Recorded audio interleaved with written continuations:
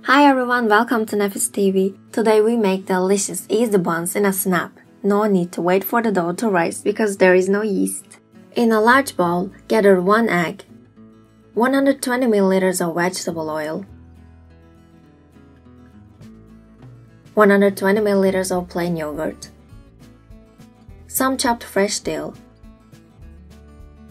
2 teaspoons of baking powder and 1 teaspoon of salt.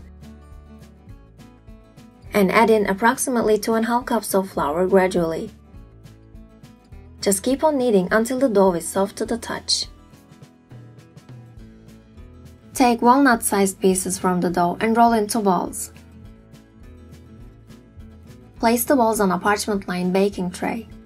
Finally, brush with egg yolk and bake for about 20 minutes in an oven preheated at 180 degrees.